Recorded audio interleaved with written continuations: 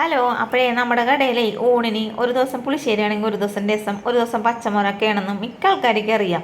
അപ്പം ഞാൻ വിചാരിച്ചേ എല്ലാ കടയിലും ഇതൊക്കെ തന്നെ ആയിരിക്കും. പിന്നെ ഞാൻ ഓർത്ത് എന്തെങ്കിലും ഒരു വെറൈറ്റി നമ്മുടെ കടയിൽ കൊണ്ടുവന്നാലോ എന്ന്. അങ്ങനെ ഉണ്ടാക്കിയ വെറൈറ്റി ആയിട്ടുള്ള ഒരു പുളിശ്ശേരിയാണ് കേട്ടോ. പിന്നെ പുളിശ്ശേരി പുളിശ്ശേരി എന്നൊക്കെ പറയുന്നുണ്ട്, പക്ഷേ ഇതിന് തേങ്ങയുടെയൊന്നും ആവശ്യമില്ലടോ. അതും എളുപ്പത്തിൽ ഉണ്ടാക്കാനും പറ്റിയ ഒരു പുളിശ്ശേരി. എന്നാൽ പിന്നെ അങ്കത്തട്ടിലേക്ക് നമുക്ക് കയറിയാലോ അല്ലേ. അപ്പം ഇതിനായിട്ട് തൈരാണ്ട വേണ്ടത്. ഞാൻ ഉറവിച്ച തൈരാണ്ട് എടുക്കണത്. ഇപ്പോൾ ഉറവിച്ച തൈര് തന്നെ വേണമെന്നില്ല, നമ്മൾക്ക് പാല് ബാക്കി വരുമ്പോൾ ഉറവിച്ച് വെക്കണേണ്. അപ്പം നമുക്കിവിടെ എന്തെങ്കിലും ആവശ്യത്തിന് എടുക്കാമല്ലോ എന്ന് വിചാരിച്ചിട്ടാണ്. അപ്പോൾ പാക്കറ്റ് തൈരായാലും മതി. അപ്പം ഞാൻ കുറേശ്ശെ ആയിട്ട് മിക്സിയിലിട്ട് അടിച്ചിട്ടൊരു പാത്രത്തിലേക്ക് ഒഴിച്ചു കൊടുക്കണേണ്. ഞാനിപ്പോൾ അടപ്പൊന്നും കത്തിച്ചിട്ടൊന്നുമില്ല കേട്ടോ. നമുക്ക് എത്രത്തോളം തൈര് വേണമെന്ന് വെച്ചാൽ അത്രത്തോളം ഉണ്ടാക്കാം കേട്ടോ. ഞാനിപ്പോൾ കടകൾക്ക് വേണ്ടിയിട്ടായതുകൊണ്ടിട്ട് കുറേ അങ്ങോട്ട് ഉണ്ടാക്കുന്നുണ്ട്.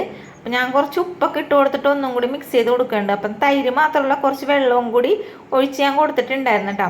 ഉപ്പിട്ട് മിക്സ് ചെയ്തപ്പോഴേ ഞാൻ ഉപ്പ് നോക്കിയപ്പോഴേ നേരിയ പുളിയുടെ കുറവുണ്ട്. ഉപ്പ് ഇച്ചിരി മുൻതൂക്കം നിൽക്കണം. എന്നാൽ പിന്നെ കുറച്ച് തൈരും കൂടി അടിച്ച് ഇതിലേക്ക് ഒഴിക്കാമല്ലോ എന്ന് ഓർത്തിട്ട് കുറച്ച് തൈരും കൂടി ഒഴിച്ചു കൊടുത്തിട്ടുണ്ട്.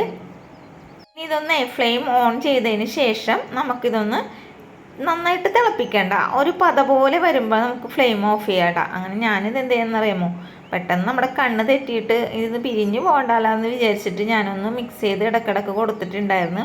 ഇപ്പം നമ്മുടെ തൈര് ഇതാ പതയൊക്കെ വന്നിട്ട് ഇത്രത്തോളം ആയിട്ടുണ്ട്. ഇനി നമുക്ക് ഫ്ലെയിം ഓഫ് ചെയ്യാം. വീട്ടിലേക്ക് വേണ്ടിയിട്ടാണെങ്കിൽ ആ മിൽമയുടെ തൈര് മേടിച്ചാൽ മതി, അത് നല്ലതാണ് ഇങ്ങനെ ഉണ്ടാക്കാനായിട്ട്. ഇനി ഞാൻ എൻ്റെ പാൻ വെച്ചിട്ടുണ്ട്, കുറച്ച് വെളിച്ചെണ്ണ ഒഴിച്ച് കൊടുത്തിട്ടുണ്ട്. ഇനി ഇതിലേക്ക് ഞാൻ എടുത്തേക്കണതില്ലേ നമ്മുടെ കൊണ്ടാട്ടം മുളകില്ലേ, അത് ഒക്കെ സൂപ്പർ മാർക്കറ്റിലും കിട്ടും മേടിക്കാനായിട്ട്. അപ്പം ഞങ്ങളിത് ഇവിടെ ഊണിന് വേണ്ടി കൊടുക്കാനായിട്ട് മേടിക്കാറുണ്ട്. ഇടയ്ക്കിടയ്ക്ക് ചമ്മന്തിക്ക് പകരം കൊണ്ടാട്ടം മുളക് വറുത്തത് കൊടുക്കാറുണ്ട്. അപ്പോൾ ഇവിടെ ഇരിപ്പുണ്ടായിരുന്നത് കൊണ്ടിട്ടാണ് ഞാനിപ്പോൾ ഇതൊന്ന് വറുത്തെടുക്കണത്. അപ്പോൾ നമുക്ക് എത്രത്തോളം കൊണ്ടാട്ടം മുളക് വേണമെന്ന് വെച്ചാൽ അത്രത്തോളം എടുക്കാട്ടെ. ഞാനിപ്പോൾ ഇത്ര മാത്രം എടുത്തിട്ടുള്ളൂ. ഇത് നന്നായിട്ടൊന്ന് മൊരിപ്പിച്ചെടുത്തിട്ടുണ്ട്. കൊണ്ടാട്ടം മുളക് മിക്ക ആൾക്കാർക്ക് ഇവിടെ ചോറിൻ്റെ കൂടെ കഴിക്കാൻ ഇഷ്ടമുണ്ടാ. ഞങ്ങൾ ചമ്മന്തിയും കൊടുക്കാറുണ്ട്. ചമ്മന്തി ഇറക്കാൻ മടിയുള്ള ദിവസമാണ് ഈ കൊണ്ടാട്ടം മുളക് കൊടുക്കണത്. ഇനി ഇതേ ഒരു പാത്രത്തിലേക്ക് കോരി മാറ്റുന്നുണ്ട്. ആ എണ്ണയിൽ തന്നെ കടുക് ഇട്ട് കൊടുക്കുന്നുണ്ട്. അതേപോലെ തന്നെ കുറച്ച് ഉലുവയും കൂടി ചേർത്തിട്ടുണ്ട്. പിന്നെ ലേശം ചെറിയ ജീരകമില്ലേ, അതും കൂടി ഇട്ട് കൊടുത്തിട്ടുണ്ട്. ഇനി 2-3 കൊച്ചുള്ളി അരിഞ്ഞതും കൂടി ചേർത്ത് കൊടുത്തിട്ടുണ്ട്. എന്നിട്ട് നമുക്കിതൊന്ന് മൂപ്പിച്ചെടുക്കാം. അപ്പം മിക്ക ആൾക്കാർ ഇത് ഉണ്ടാക്കിയിട്ടില്ല എന്നാണ് എൻ്റെ വിശ്വാസം. ഉണ്ടാക്കിയേക്കണ ആൾക്കാരൊന്ന് കമൻറ്റ് ചെയ്യാൻ മറക്കരുത് കേട്ടോ. ഉള്ളിയൊക്കെ മൂത്തതിന് ശേഷം ഞാൻ ഇതിലേക്ക് കറിവേപ്പിലയും മറ്റൽമുളകും കൂടി ചേർത്ത് കൊടുത്തിട്ടുണ്ട്. ഇതും കൂടി ഇട്ട് കഴിഞ്ഞാൽ പിന്നെ നമ്മുടെ പണി തീർന്നു കേട്ടോ. പിന്നെ നമ്മൾ ആ കാച്ചി വെച്ചിരിക്കുന്ന ഈ ഒരു മോരിലേക്ക് ഈ വറ്റൽമുളകും കറിവേപ്പിലേക്ക് ഇട്ട് കൊടുക്കണം. പിന്നെ നമ്മൾ നേരത്തെ വറുത്ത് വെച്ചിരിക്കുന്ന കൊണ്ടാട്ടം മുളകില്ലേ, അതൊന്ന് പിച്ചി കീറിയൊക്കെ ഇട്ട് കൊടുക്കണം ഇതിലേക്ക്. ഇതിൻ്റെ ഞെട്ടൊന്നും കളയേണ്ടൊന്നും ആവശ്യമില്ല. ഈ തൈരില്ലേ ആ കൊണ്ടാട്ടം മുളക് കിടക്കുമ്പോഴില്ലേ ചോറിൽ അങ്ങോട്ട് ഒഴിച്ച് കഴിക്കുമ്പോഴില്ലേ അതും കൂടി അങ്ങോട്ട് കൂട്ടി കഴിക്കുമ്പോൾ നല്ല ടേസ്റ്റാണേ.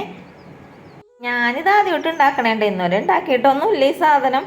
അപ്പം നമ്മുടെ കടയിൽ കൊണ്ടാട്ടം മുളക് ഇരിക്കണ കണ്ടപ്പോഴാണ് ഞാൻ ഓർത്തത് ഇങ്ങനെ ഇത് പുളിശ്ശേരി ഉണ്ടാക്കിയിട്ട് ഇതിലേക്ക് ഞെരടിട്ടാലോ, അപ്പോൾ കഴിക്കണ ആൾക്കാർക്കും ഇഷ്ടപ്പെടുമെന്ന് ഓർത്ത് അങ്ങനെ ഉണ്ടാക്കിയതാണ് ഈ ഒരു പുളിശ്ശേരി.